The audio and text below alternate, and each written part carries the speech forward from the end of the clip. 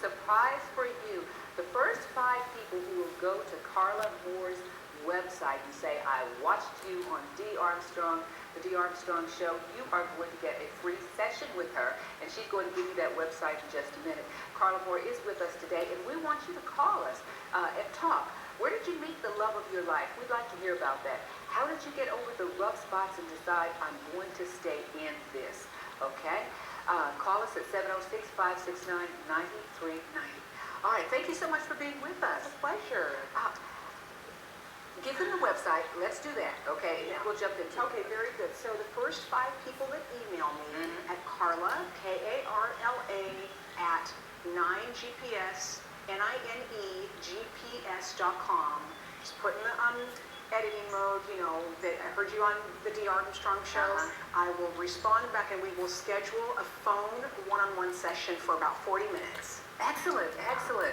I wish I was eligible to win, but I'm an employee of the company.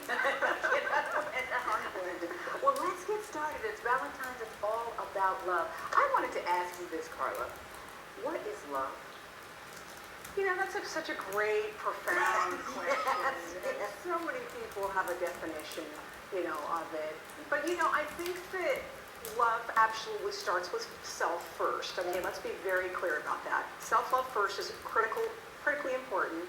But when we're talking about, you know, loving others, we're talking about, in my opinion, it's a selfless act, right? We see someone, we have someone in our life, or several people, and we just are unconditional about our affection for them, and we're willing to kind of bend over backwards and do whatever it takes to just bring the relationship, whatever form of relationship that might be. So, because love comes in so many different forms. But yeah. So being able to do something for someone and go that extra mile is when I really know that I am likely in love. It's not a goosey feeling. Not always. I mean, we can love people in just different ways. But trust me, I think that we all get confused about love and lust, right? You know? Yeah, Michael Ealy was on the Steve Harvey show. It was like, was that love, Steve? Right? You're just a little warm inside. Yes. That's not necessarily love. Let's be crystal clear about that, because we're chemical, you know, we're mammals and we're chemical beings. But yeah, you know, I think really being inspired to just go over and beyond, you know, to nurture someone, you know, to care for them, and to be able to have that reciprocated, absolutely, is a form of love, and to be selfless. Let's go down a couple of the top maybe 2 or 3 concerns. When someone calls you, it's probably an indication that I really need to hear from another voice. I need to hear from someone to help me. What are their concerns? Yeah, a lot of the clients that I have immediately right out of the gate, a lot of them are not attracting the kind of people they want. Okay? And, you know, that is a huge issue, because that speaks volumes about what's going on in themselves, within their lives, that type of thing. Okay? You know, we're not attracting, we're not doing what we're supposed to do. We're not putting the energy out there to kind of bring in some new activity in our lives in the form of, you know, a potential mate. So there are things we should be doing. Absolutely. Not just sitting around waiting. Where is he? Where is he? Let's be really clear. I'm so glad you mentioned that. You know, the myth in our society, especially for women, is that he's just going to pop up on the scene. Okay, Karla, can I stop you right here with that? Okay, because I think you and I both have background in church. One of the things in church is they go to Boaz and they say, you know, that he pursued Naomi, so women don't look for anybody. You just wait and he's going to pop up. And do you think, and I'm not putting down, maybe I shouldn't have brought that up. But I think a lot of us say, well, I'm not looking for him. He's going to look for me. I guess there's some truth in that, but still there's something I got to be doing, because she made herself available. She made herself beautiful, and she made herself, she laid at his feet at an appropriate time. Okay, so it's not that we're just going to wait for him to come. Let me take this call. I understand someone's on the line. Might have to go really quickly. Marnisha, good afternoon. How are you? Good afternoon. How are you? Wonderful, wonderful. Jump right in there. What's your question or comment for Karla? Well, basically, it seems like to me that I always have bad timing with it's bad timing. And I'm attracting, it seems like, the wrong people. People are not being forthcoming and saying their status as whether or not they're available. I am single and very available, and I'm new to the area, so I wanted to know where I can go to meet and attract the right people. Ooh, okay. Where to go? Yeah, that's a great question. Yeah. First of all, be very, really clear about what kind of man you want. First, right off the rip, okay? And in your own mind, just get crystal clear about that. And then start planting yourself in strategic environments. And this is really important that you wrap your head around. Strategic environments, okay? And so, for example, a library could be a strategic environment. If you want someone that likes to read and that respects books and all that, a Starbucks is a fine place to meet someone, okay? Because that's generally a certain type of person. Exactly. He's an academic, or at least he's a thinker. Right.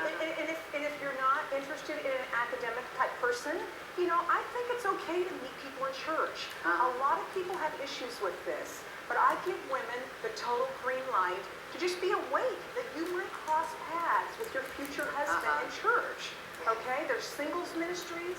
It is not off limits to meet a man in church. And What that's about the not Chamber of taboo. Commerce? I'm just thinking about that. Absolutely, there are You know, events at the Chamber of Commerce. He's interested in money. Very smart. Talk about strategic. I mean, that's brilliant. Yeah.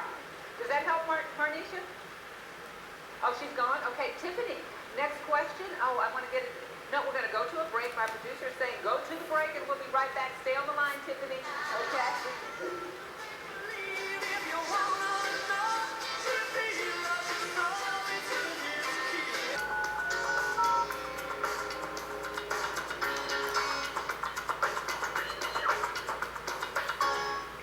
Good afternoon, Tiffany. How are you? Happy Valentine.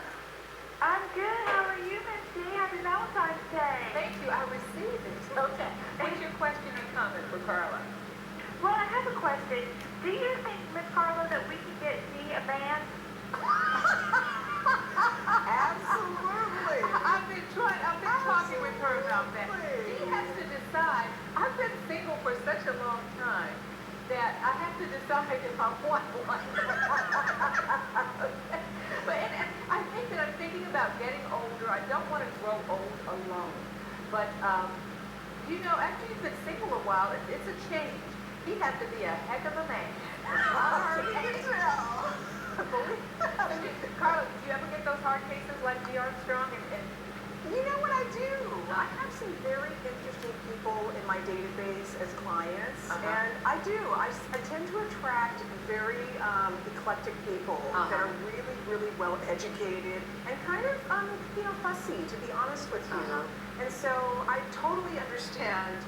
That's really cute. She called in about that, but I can appreciate your apprehension or just maybe your concerns about, do I even want this? Because we know that it's a job. It is. It's a lot of work. In that kind of a relationship, it requires work and selflessness. And you may not have bandwidth for that right now, but you might. You might be in a space where you want to. I think I'm looking down the road that at some point I will.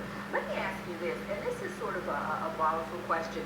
Should, in this day and age, men and women be open to cross racial barriers and say, I may be walking away from the greatest person because she's not black or because she's not white? Yeah, I think it's a great question, and I love it, and I get this question a lot. And me personally, I have transcended a lot of kind of toxic views about race that I was kind of programmed to have as a young person and as a woman. And so here I am today. I totally think that love comes in all colors, shapes, sizes, and backgrounds. And we absolutely need to be awake about just the possibilities. I tell my clients, all things are possible. Okay? If you sit on that and just think about it for a minute, you just don't know. And I'm telling you, race and culture and religion and all that, we have to transcend some of that stuff. Yeah, I'm coming to the conclusion, Karla, that what you need is someone who's going to love you. You can have a person in your same culture who does not love you. Precisely. You need someone who's going to love you, and if you're that single woman with kids, who's going to love those kids and be willing to accept that financial not a burden, but a responsibility that you're taking on. Absolutely. I've seen that a lot. As they say, you want somebody that'll drink your dirty bathwater. I mean, that's what most times say. Oh, yes, I have right? heard that for a And long there time. are people that feel like this. They're of different races, okay? And so it's possible. But being open and not living your life with blinders on is so much a part of the equation. Do you have to wait to find a mate until your career is reached a certain point? That's a great question as well. I don't think that's necessary. I mean, I think that, there are a lot of women who are really, really bright that are awake about finding their husband in college, okay? And that's very wise because just keeping it on your radar is really important. You don't want to shut down that opportunity and box yourself in and say, well, I can only start looking for a mate after I finish, grad school or I finish my career or whatever. We do not want to box ourselves in mentally because it really shuts down the possibilities of the energy so that we can meet someone. I like that idea. You have to go into a room letting them know that I love myself and I'm open to love. Thank you so much for being with us, Karla. Don't go away. We're going to give that website in just a minute. I want you to know that Laura E. Henson, are you there, Laura? You win a bouquet from Edible Arrangements. Congratulations. Happy Valentine's Day. I'll have information about her